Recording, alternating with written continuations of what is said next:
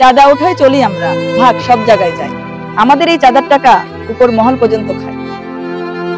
চাঁদা দিবি, ভালোভাবে চলতে পারবি, এটা চাঁদাবাজের কথা।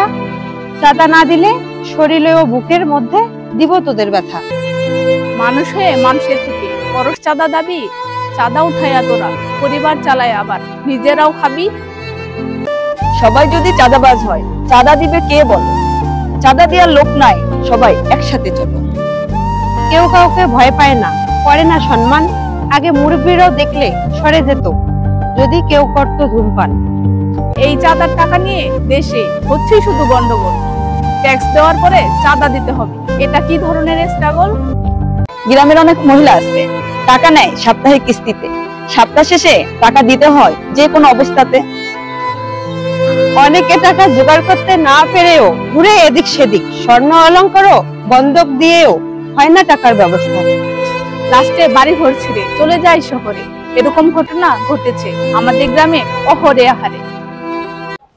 বন্ধু হলে খরচ করতে হয় সবাই মিলেমিশে, কিছু বন্ধু আছে খরচ করতেই চায় না এক পয়সাও যে। কিপটামি করে তুই চলবি কতদিন, মাঝে মধ্যে তোর উপরে উঠে আমার ঘিন। খরচ করার মতো আছে তার তৌফিক, তাই এখন থেকে খরচ করতে তাকাবি না ডাম দিক বাম দিক। তুমি রাস্তায় দাঁড়িয়ে বাড়িতে গিয়ে করো অন্য মেয়েকে ডিস্টার্ব, তোমার বিবেক বুদ্ধি কি হয়ে গেছে খোয়াব? তোমার বোনকে কেউ যদি করে এরকম কাজ, তখন তোমার মনের মধ্যে আসবে কোন সার? অনেক মেয়ের পড়ালেখা বন্ধ হয়ে যায় তোমাদের কারণে। গার্ডিয়ানরা পড়ালেখা বন্ধ করে দিয়েছে সব জ্ঞান।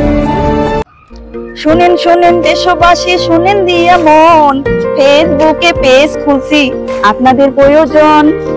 2 মাসে 59,000 ফলোয়ার আমরা পেয়েছি, $10 ইনকাম হয়েছে, এখনো তুলতে নাহি পারছি। আমাদের আশা আছে গরিব অসহায়কে করিব দান, আপনারা আমাদের দিবেন সেই সম্মান।